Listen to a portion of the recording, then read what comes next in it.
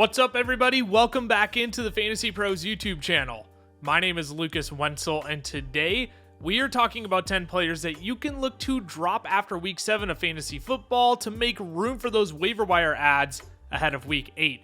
We'll make sure to cover guys in both deep leagues and shallow leagues, but before we dive on into that list, if you want a chance at winning a signed Justin Jefferson Vikings helmet for free, courtesy of our friends at pristineauction.com, all you need to do is head to fantasypros.com/contest, complete the form, and either download the Fantasy Pros Draft Wizard app, leave a review for the podcast, or follow us on X, Instagram, or TikTok at Fantasy Pros. The more actions you complete, the more entries you receive. We will be announcing a winner right here on the podcast, so if you're watching over on YouTube, be sure to subscribe and turn on those notifications so you can be alerted when new episodes are up to come claim your prize. Kicking off our list this week is Atlanta Falcons wide receiver Ray McCloud. McCloud popped up as a potential fantasy relevant player in weeks 4 and 5, where he caught 12 of 16 total targets for 118 yards. However, he then put up a 4.3 dud against the Carolina Panthers in week 6, and followed that up with an even worse performance against Seattle in week 7, totaling only 2.9 fantasy points. The reality with McCloud is that he only has one finish inside of the top 40 wide receivers this year, and has finished as the wide receiver 67 or worse over the last 2 weeks. Drake London has established himself as the clear alpha in this offense, with Kyle Pitts getting more involved over the last 3 weeks. There's little to no reason to hang on to Ray McCloud when he's also playing behind Darnell Mooney as the 4th option in this offense, so you can drop him with little to no consequence. The second player on our list is Darius Slayton, wide receiver for the New York Giants. Slayton had his time to shine in weeks 5 and 6 with Malik Nabers out, drawing 11 targets in each game while adding a top 10 finish at the position in week 5. However, with Malik Nabers back now, Slayton likely becomes an irrelevant fantasy option once again. He only caught 1 of 3 targets against the Eagles for 11 yards, while Wan'Dale Robinson and Malik Nabers got 8 targets each. Even though Slayton led the team in snaps, it will still be the Malik Nabers show going forward, especially as he continues to distance himself from the concussion. So Slayton can be dropped in all league formats this week, while the Giants go back to primarily feeding Malik Nabers and Wan'Dale Robinson. The next player you can look to drop this week is quarterback Justin Fields of the Pittsburgh Steelers. Majority of people thought it was somewhat peculiar that the Steelers were benching Justin Fields after leading the team to a 4-2 start, but Russell Wilson kept this offense rolling. They embarrassed the Jets on Sunday Night Football, while Wilson threw for 264 yards, 2 touchdowns, and 0 turnovers while rushing for a touchdown as well. George Pickens also recorded his highest fantasy point total, yards per target, and yards per reception of the season, which was anticipated with the switch to Russell Wilson, but just not right away against the Jets. There is zero reason to keep Fields on your roster unless you are in the deepest of leagues, and his roster percentage should plummet after this week. The fourth player on our list is Indianapolis Colts running back Trey Sermon. Sermon originally got off to a hot start filling in for Jonathan Taylor, scoring 18.3 fantasy points back in week 5 while finishing as the running back 6 on the week. Since then, though, it's been tough sledding. Sermon has finished as the running back 34 or worse the last 2 weeks and hasn't scored more than 6 fantasy points in either contest. Against the Dolphins on Sunday, Sermon went 50-50 on snaps with Tyler Goodson and was outtouched 9 to Goodson's 14. There's a chance Jonathan Taylor returns against the Texans in week 8, but even if he doesn't, it's not a great matchup for Indy's running backs.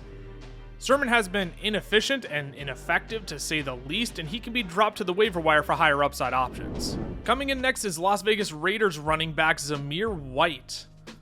White has made this list for 3 consecutive weeks now, yet is rostered in over 35% of leagues still.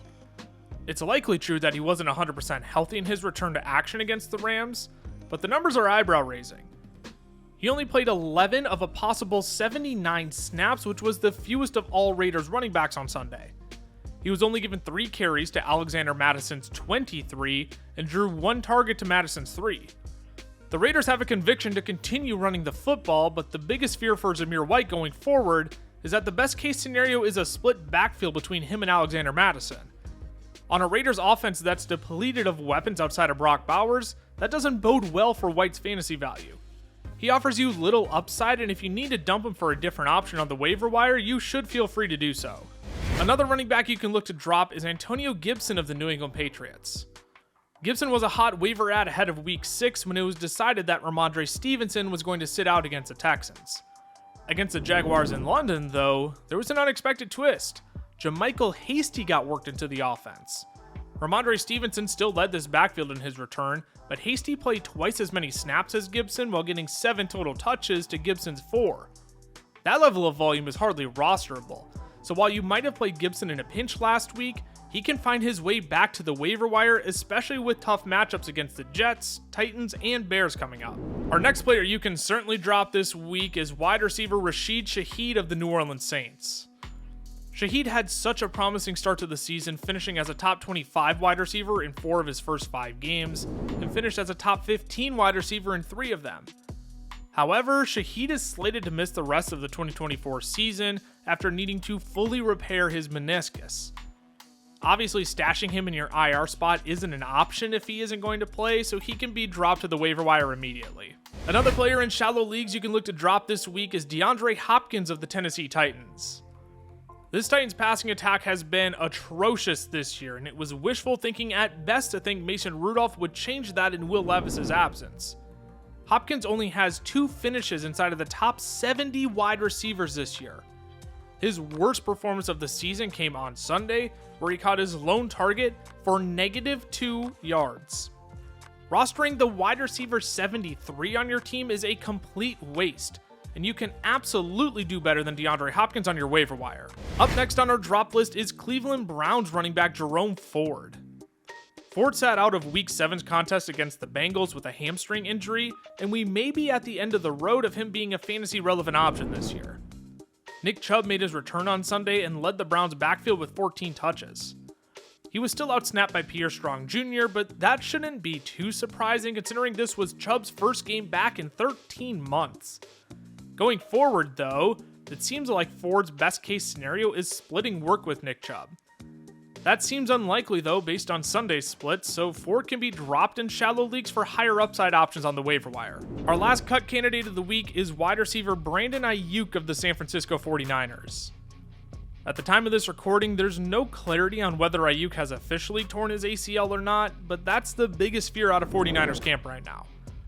Whether you saw the injury live or watched it back on replay, it obviously didn't look good. I'm not a doctor, so I'm not going to try and sit here and speculate, but the buzz around the league says that this will be a long-term injury. You can wait to drop Aiyuk until further news comes out, but it seems likely that he'll be done for the season and will be dropped everywhere once it's confirmed.